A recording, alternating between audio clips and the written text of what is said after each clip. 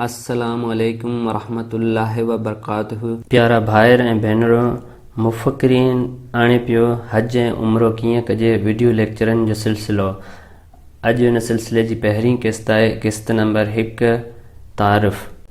महिरबानी करे हिन चैनल खे सब्सक्राइब करियो ऐं घंटीअ जे बटण खे दॿायो त जीअं हर नई अचण वारी वीडियो जो इतला तव्हांखे मिली सघे। अगर तव्हांखे हीअ वीडियो पसंदि अचे त लाइक वारे बटण खे दॿायो, अगर वीडियो न पसंदि अचे त डिसलाइक वारे बटण खे दॿायो ऐं पंहिंजे ख़्यालात जो इज़हार कमेंट्स में करियो। अचो हाणे हलूं था मेन क़िस्त जी तरफ़। उन खां पहिरीं असीं क़िस्त शुरू करियूं।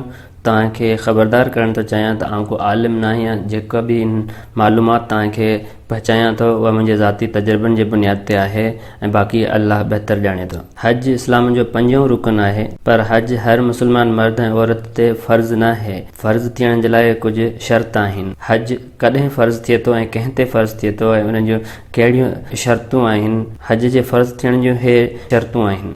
मुस्लमान मर्द या औरत जेको जिस्मानी तौर ते मज़बूत हुजे, जंहिं वटि एतिरा पैसा हुजनि कि हू हज ऐं उम्रे जो सफ़र करे सघे ऐं सेहतमंद हुजे, छो त हज जे सफ़र में तमामु घणी महिनत जी ज़रूरत आहे। उन जे करे मर्द ऐं औरत जो सेहतमंद हुजणु ज़रूरी आहे। हज तव्हां ते फ़र्ज़ थी वञे थो जे तव्हां पहिरीं उम्रो करे आया आहियो। बावजूदि उन जे तव्हां किथां पैसा कठा कया ऐं तव्हां कीअं वञी उम्रो करे आया। अगरि तव्हां उम्रो कयो आहे त पोइ तव्हां ते हज फ़र्ज़ु आहे। उम्रे जो करे अचणु इन शइ खे साबित करे थो त तव्हां ते इहे टेई शर्त लागू थियनि था। जीअं तव्हां वटि पैसा बि आहिनि, तव्हां वटि सिहत बि आहे ऐं तव्हां जिस्मानी तौर ते मज़बूत बि आहियो जे तव्हां उम्रो करे आया आहियो। तव्हां उम्रो करे आया आहियो त हज तव्हां ते फ़र्ज़ु थी वियो आहे। उन जे करे जेतिरो जल्दी थी सघे तव्हां हज पढ़ी अचो, उन खां पहिरियां जे काफ़ी देरि थी वञे। अगरि तव्हां उम्रो न कयो आहे पर तव्हां ते इहे टेई शर्त लागू थियनि था, तव्हांजी सिहत ठीकु आहे, तव्हां जिस्मानी तौर ते मज़बूत आहियो ऐं तव्हां वटि माली तौर ते पैसा आहिनि इन सफ़र करण जे लाइ, त पोइ हज तव्हां ते फ़र्ज़ु आहे। ऐं जेतिरो जल्दी थी सघे तव्हां हज करण जे लाइ वञो, छो त कंहिंखे ख़बर न आहे केतिरा ॾींहं तव्हां ज़िंदा रहंदा, ॿिए हज ताईं ज़िंदा हूंदा या न, सिर्फ़ु अल्लाह ॼाणे थो।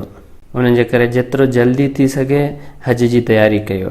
अचो त सभिनी मुस्लमाननि लाइ दुआ करियूं त सभिनी मुस्लमाननि खे हिन बासादत सफ़र जो मौक़ो नसीब थी सघे ऐं सभु वञी मक्को ऐं मदीनो ॾिसी पंहिंजे ईमान खे ताज़ो कनि, पंहिंजे गुनाहनि जी माफ़ी कनि ऐं अल्लाह खे वेझा थियनि।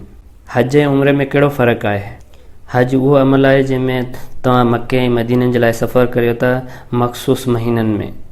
उम्रो बि उहो अमल आहे जंहिंमें तव्हां मके ऐं मदीने जे लाइ सफ़र करियो था, पर उम्रे में मख़सूस महीननि में करणु ज़रूरी न आहे, तव्हां कॾहिं बि वञी करे सघो था। ऐं उम्रो नफ़ली आहे जॾहिं त हज फ़र्ज़ी अमल आहे कुझु शर्तनि जे पूरे थियण ते।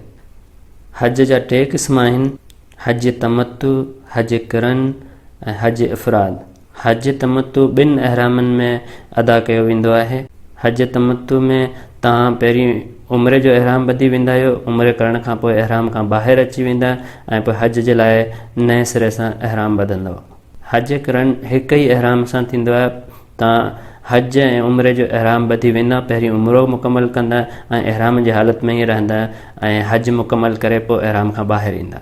हज इफ़राद में तव्हां उम्रो न कंदा आहियो, डायरेक्ट तव्हां हज जो अहराम ॿधंदा आहियो ऐं सीधा वञी हज अदा कंदा। वधीक तफ़सील सां इन्हनि खे बयानु कंदासीं हज ऐं उम्रे वारी क़िस्त में इंशाअल्लाह। हिन वीडियो लेक्चरनि जे सिलसिले में छा छा असां कवर कंदासीं।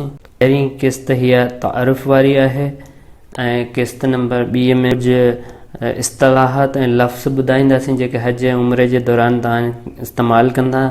ऐं उन खां पोइ 3 क़िस्त तयारी जी हूंदी, 4थी क़िस्त तव्हांजे ज़ाती तयारी जी हूंदी, 5हीं क़िस्त हज ऐं उम्रे जी, 6हीं क़िस्त में दुआऊं ॿुधाईंदासीं, 7हीं क़िस्त में पहिरियों दफ़ो हवाई जहाज़ जे सफ़र जो ॿुधाईंदासीं। घणा मुस्लमान पहिरियों दफ़ो हज या उम्रे ते वञनि था ऐं उन्हनि जे लाइ उन्हनि जो पहिरियों हवाई जहाज़ जो सफ़रु हूंदो आहे। उन जे करे मूं सोचियो त हवाई जहाज़ जे सफ़र जे बारे में बि हिकु क़िस्त रखिजे त उन भाइरनि ऐं भेनरुनि खे बि ॿुधाए सघिजे त जहाज़ जो सफ़रु पहिरियों दफ़ो कीअं कबो आहे, जीअं त उहो आसानीअ सां जहाज़ जो सफ़रु करे सघनि। 8वीं क़िस्त एहराम जे पाबंदियुनि जे बारे में हूंदी। 9वीं क़िस्त आहे मदीने जे सफ़र जे बारे में। 10वीं में असां ज़ियारतूं बयानु कंदासीं। 11वीं में ख़िलाफ़ वर्ज़ियूं। 12वीं में बुनियादी अरबी जा कुझु लफ़्ज़ ऐं 13वीं में ख़रीदारी जे बारे में। 14वीं क़िस्त में 40 क़ुरानी दुआऊं ॿुधाईंदासीं जेके तव्हांखे मुख़्तलिफ़ जॻहियुनि ते कमु अची सघनि। अगरि हीअ वीडियो तव्हांखे पसंदि आई हुजे त लाइक वारे बटण खे दॿायो। अगरि न पसंदि आई हुजे त डिसलाइक वारे बटण खे दॿायो। पंहिंजे ख़्यालनि जो इज़हार हेठि कमेंट्स में करियो। नई क़िस्त ॾिसो। महिरबानी ऐं अल्लाह हाफ़िज़।